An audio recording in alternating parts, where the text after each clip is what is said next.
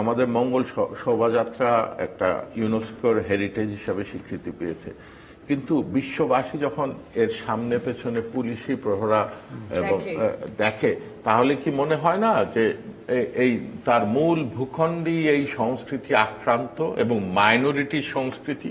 তা না হলে এত পাহারা দিতে হচ্ছে কেন? নিশ্চয়ই মূল জনগোষ্ঠী এর বিরুদ্ধে। তা কিন্তু বস্তুত কি তাই? 2001-এ বটমূলে যে ঘটনা ঘটলো, তখন তো কোনো অনুকূল সরকার আমাদের ক্ষমতায় নয়। তখন জাস্ট আমি ট্রানজিশন, বোধহয় ক্ষমতা ট্রানজিশন চলছে।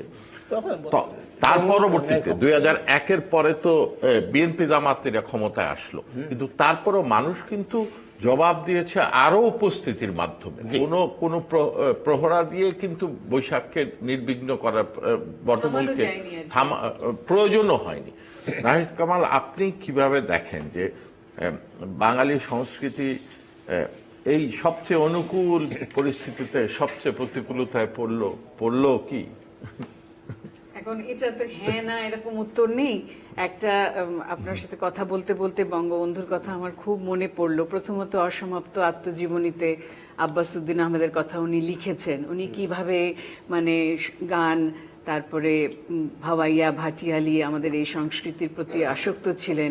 বঙ্গবন্ধু নিজেই সেটা লিখে গেছেন। এবং 1972 সালে যখন কবি কাজী নজরুল ইসলামকে আনা হলো কলকাতা থেকে, সেই দিনটা আমি গিয়েছিলাম আমার আব্বা চাচার সাথে বঙ্গবন্ধুর সাথে দেখা করতে। যখন নজরুল এলেন, উনি প্রথমেই আমার মাথায় হাত রেখে বললেন, দাদুর ঐতিহ্যটা রাখবি কিন্তু। তো ওই কথাটা যদি আমি আজকে ধারণ করি, দাদুর ঐতিহ্য যদি রাখবো, ভাওয়াইয়া রাখবো, ভাটিয়ালি রাখবো, নজরুল সঙ্গীত রাখবো, রবীন্দ্রসঙ্গীত রাখবো, তাহলে তো আমার অবারিত দাঁড় চাই। তাহলে তো আমার সকাল থেকে সন্ধ্যা এখানে কোনো মাপ থাকার কথা না যে কোন সময় গাইবো আর কোন সময় গাইতে পারবো না। আর আপনি যেটা প্রসঙ্গের অবতারণা করেছেন যে হ্যাঁ, এটা তো ঠিক যে যদি অন্যান্য যেসব অপসংস্কৃতি সারাদিন ধরে চলতে পারে, অনেক সময় রাতে ঘুমাতে পারি না। আমাদের দেশে তো বিদেশের মতন ওইভাবে শব্দ দূষণের ওই ব্যবস্থাটা নেই যে 8টার পরে আর কেউ আওয়াজ করতে পারবে না, সেটা গানই হোক আর যে ধরনের সংস্কৃতি হোক। অনেক সময় 31st নাইটে আমরা দেখি এমন জোরে জোরে গান চলছে, অসুস্থ মানুষেরা পুলিশ স্টেশনে ফোন করছে, পটকা ফুটাচ্ছে। তো সেটার বেলায় কোনো বিধি নিষেধ নেই। এই পয়লা বৈশাখ আমাদের প্রাণের একটা দিন। হ্যাঁ, এখন মানে কি বলবো, অনুকূল পরিবেশ আমরা কবে পাবো, নাকি অনুকূল পরিবেশের দিকে ধাবিত হওয়ার জন্যই এটা জরুরি মনে হচ্ছে, সেটাও হতে পারে।